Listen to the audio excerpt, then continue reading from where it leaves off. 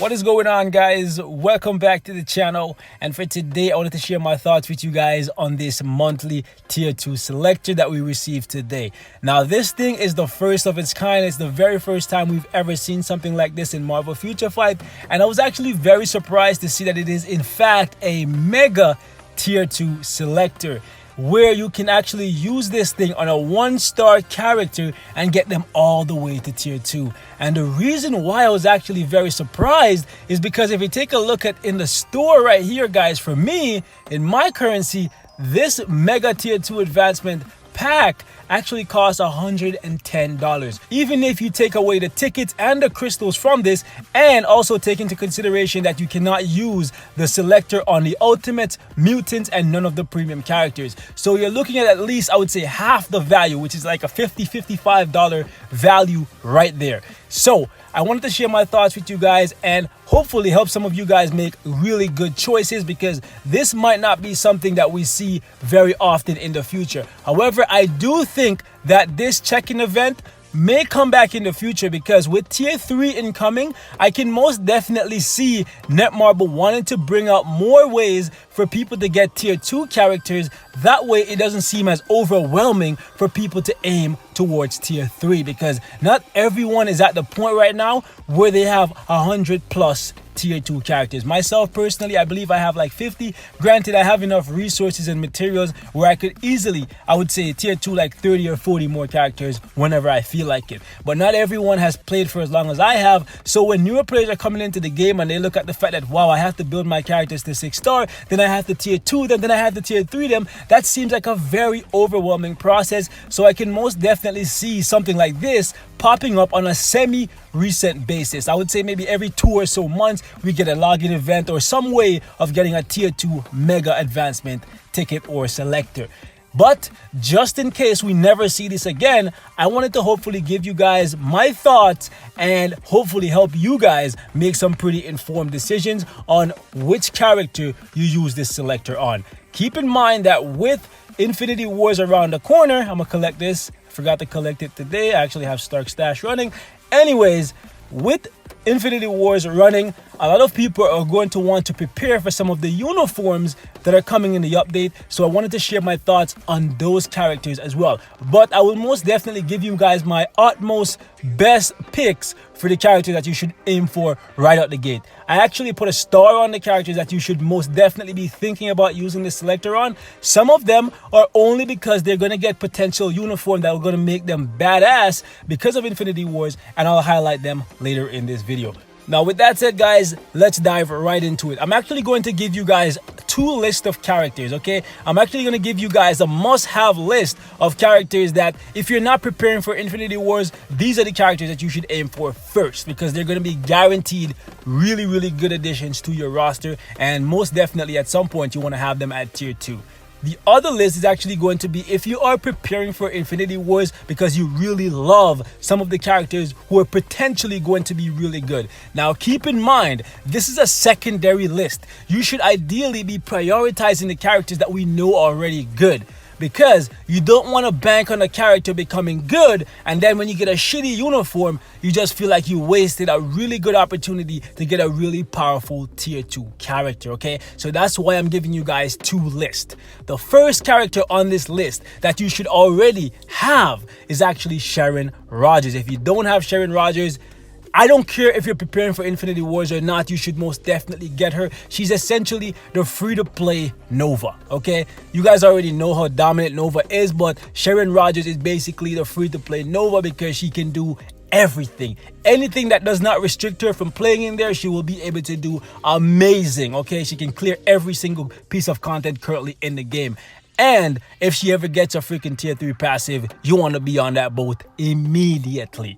The second character that I'm going to recommend is actually Sheree, because of the fact that she's extremely useful, very similar to Sharon Rogers.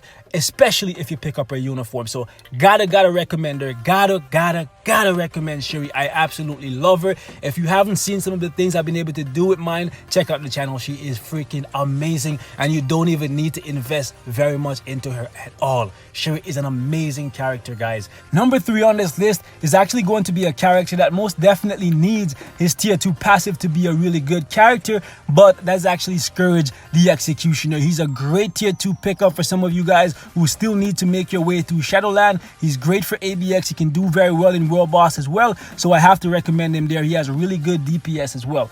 Another character that I'm going to have to recommend here is actually the Wasp, because the Wasp, her utility really comes from her tier 2 passive, because she's a must-have, like a staple in timeline battle these days with all of the CC that currently dominates that game mode. She's a really good character all the way around, but once she gets her tier 2 passive, she becomes invaluable. However, keep in mind that she's a farmable character from Dimension Rift, so you should ideally not waste your tier 2 selector on her. But if you have some of the other characters that I mentioned at the beginning, then you should most definitely consider the Wasp. It's a great pickup. Another character that I really want to recommend here is someone like Robby Reyes. A universal character, means he's eligible for pretty much everything. Great survivability, very good DPS. He can do very well across the board. Another character that I want to put in here is actually Destroyer. For some of you guys who are really struggling in timeline, I cannot tell you guys how useful this guy is, especially if you pick up the uniform, to try and give him as much survivability as possible. He's going to be a great counter for some of the meta characters in there to help you get as much crystals as possible, because for me, being as close to free to play as you can get, I like to make sure that I'm getting 200 to 220 crystals every single week from timeline battle. That way I don't have to spend a whole bunch of money on the game, especially where the game is right now, where we're not getting that much new content. So trying to limit my spending, that way I don't get too disappointed. So timeline battle is actually a really big thing for me, so I got to make sure I win as much as possible. And Destroyer is actually a really good pickup for some of you guys who don't have top tier characters. Even me, when I have top tier characters in my team, a lot of the weeks they actually get banned, so I still have to use Destroyer, and this week is actually one of those. A lot of my characters are actually banned, and there's still a whole bunch of Novas running loose, so I just drop in my Destroyer and handle that problem real swiftly. Another character that I have to throw in here, and I know this list is pretty much all over the place, it's actually going to be Claw, because he's a very good super villain across the board. He can do World Boss Ultimate. He's a very good support passive, so he can fill the role of a DPSer or as a support type, very similar to someone like Sheree. So gotta put Claw on this list, especially since you can't farm him. You just have to use bio selectors on him. Another character that I have to put in here, even though he's farmable, is actually Loki. I know Loki's farmable from Dimension Rift, but Loki's actually a very solid pickup, especially if you're struggling against Super Giant and you want to make sure you win as much as possible, because with the recent update incoming, guys, World Boss Ultimate, you're gonna want to make sure you have as many characters ready to tackle every single day, and Loki is a staple for Super Giant. As of right now, he's the best character for Super Giant Day in World Boss Ultimate. And with the tier 3 materials dropping from World Boss Ultimate, you want to make sure that there is no day that you cannot take down a World Boss Ultimate stage. So for that reason, I absolutely have to recommend that if you don't have a tier 2 Loki, you definitely consider using it on him, especially if you pick up the Ragnarok uniform. That's going to beef him up and make him an absolute monstrosity. Last character I have to throw in here, guys, is actually Black Panther, because if you pick up Black Panther's uniform, he actually becomes a top tier combat character. I would say top 3 in his class, right behind Wolverine and freaking Apocalypse. And that is a big thing, because Wolverine and Apocalypse are the 2 best combat characters in the game right now. So if you want a really strong Panther, pick up the uniform, tier 2 him. You will not be freaking disappointed. Okay, now option 2, guys. If you guys don't care about any of the characters that I already mentioned on this list, or you already have the majority of them at tier 2, and you're just preparing for Infinity Wars because you finally want to see the Avengers as really good characters in this game, these are the characters that I'm personally considering. And to be honest, at the drop of 4.0, most of them are going to get their tier 2 passive. First and foremost on this list, guys, has to be Iron Man in his Bleeding Edge uniform. Because of Infinity Wars, I'm really hyped to see what they're going to do for Iron Man, and hopefully he can finally be a top tier character in this game. The only two things Tony actually needs is more survivability, and I would say optimize his skill cooldown time and make it so that you don't have to run around during skills in order to not die with him, because as of right now the skill rotation with Iron Man is very wonky even if you have max skill cooldown, and I don't like that, and that's why mine is at a tier 2. As you guys can see, I have a good amount of Bibles stacked up for this man, so I'm just waiting, guys, waiting for this guy to get the bleeding edge uniform. Next one, if you don't already have Cap, which I already have Cap at tier 2, the freaking double shield and the beard. Cap is on savage mode, so I can't wait to see what they do with Captain America. Captain America in this game doesn't really need anything besides more DPS, so it's gonna be interesting to see what they do with characters like Cap, who all they really need is more DPS. To justify another uniform for him is actually going to be pretty interesting. Captain America has so many different looks in the comics, so they can potentially do very little and still sell it because so many people love Cap. But I'm really hoping if it's one thing they do is make it so that his DPS is a little bit higher, because Captain America is one of the tankiest characters in the game, as he should be. Not really too much else to say about Cap. Another character that I already have at tier 2 that I really want to see more DPS out of is actually this guy, SpiderMan. Another character that has an amazing uniform already that doesn't need anything besides more DPS, because to be honest, even when this guy gets the Iron Spider uniform, his Hobo Spidey uniform will still be one of the best, and I mean one of the best PvP uniforms in the game, no doubt. The level of CC that this man has in it, it will always hold value. So for those of you guys who have it at Mythic, I would say that's one of the uniforms that will never truly, in my mind at least, depreciate in value. So even though I don't have it at Mythic yet, I'm still probably gonna upgrade it someday, and I'm really hoping that the Iron Spider uniform is more offensive, and that way we have a little bit more versatility and a little bit of a different twist from uniform to uniform. That will actually make it so that in the future, when more characters get uniforms, they offer different things, but at the same time, the uniform that came before doesn't completely depreciate in value. To be honest, I'm looking forward to seeing what they do with the Iron Spider uniform. I most definitely feel like it's going to be more offensive than anything we've ever seen out of a Spider-Man uniform. So we may lose some crowd control, probably not all of it, because Spider-Man is known for crowd control. So I don't feel like we're going to lose all the CC there, but I definitely feel like we're going to lose some of it. And if that is replaced with more DPS, I don't feel like anyone would complain. Still hoping he's an iframe god though, because Spidey's known to be nimble, and that should never ever change. Another character that you guys should most definitely be thinking about giving his tier 2 passive to, if you don't already have him at tier 2, is actually Thor. Seems like it's just the other day that Thor became good with his Ragnarok uniform, which then got nerfed, and now here we are looking at another uniform for Thor, probably the last one for a little while, King Thor. I'm not sure how most people are feeling about Thor One Eye, but he's most definitely going to be stronger than his Ragnarok uniform. And similar to what I said about Spider-Man's Hobo uniform, Thor's Ragnarok uniform will still hold value because of the comic card that you get from upgrading it. So even if you don't already have the Ragnarok uniform, at some point you may still have to pick it up if you want to get that comic card. Right, so definitely still should invest in Thor. As you guys can see, I have over 800 buyers for this man, so get ready to see what this new uniform looks like, because I'm definitely probably gonna get it to Mythic, since it's most definitely going to be better than the one he already has, because the DPS is not there like it was when Ragnarok first dropped. Hopefully they don't do us dirty and make it so that his uniform is bugged right out the gate and then nerf it last minute like they did last time around, but we'll see how that goes. Another character that's most definitely going to get a uniform is actually Groot, and similar to what his baby uniform did for him, I feel like we're going to see something very similar once again with Groot, where Groot went from just being a healer and that's it, to being actually a badass freaking character on his own that can hold it down in PvP for a little while. Like, that's actually great.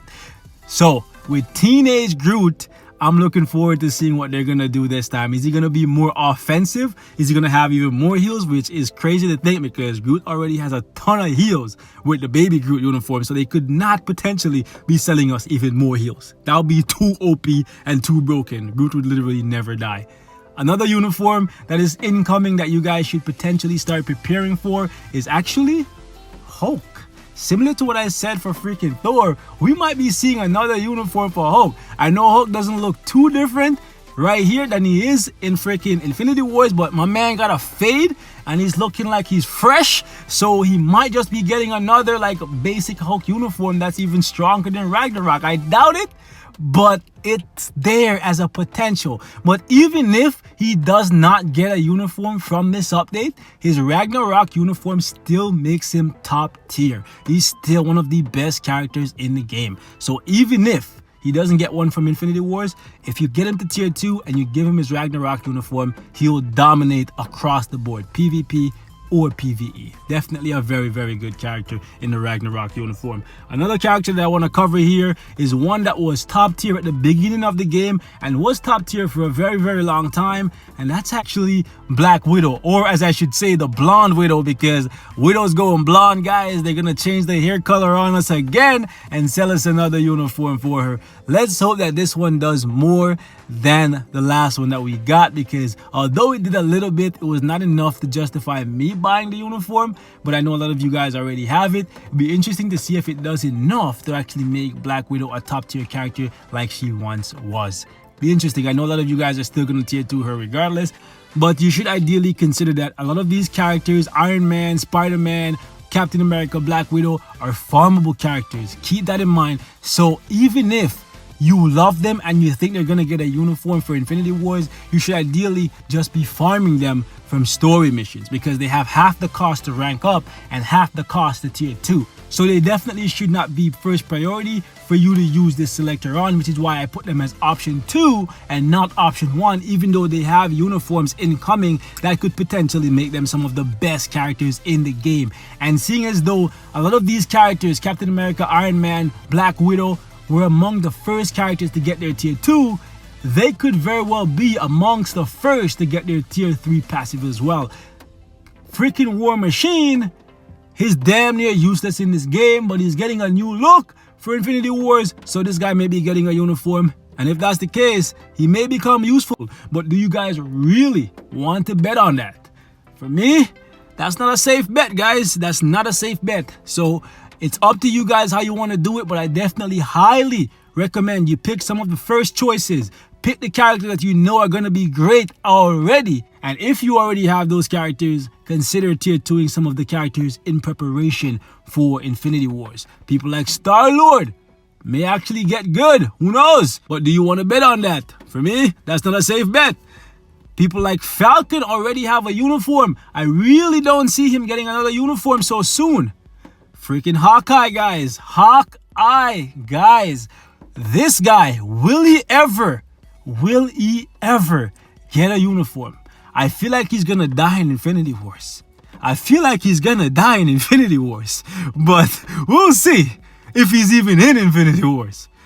But either way, do you want to bet on Hawkeye saving the day? I don't recommend you guys tier 2 him, okay? But anyways, that's all I have to really say for this one, man. Let me know what your thoughts are. Who did you use your selector on? Personally, I'm probably just going to stack up some more bios on my SpiderMan, and that's going to be it for me for this selector, because I have a lot of tickets already saved up.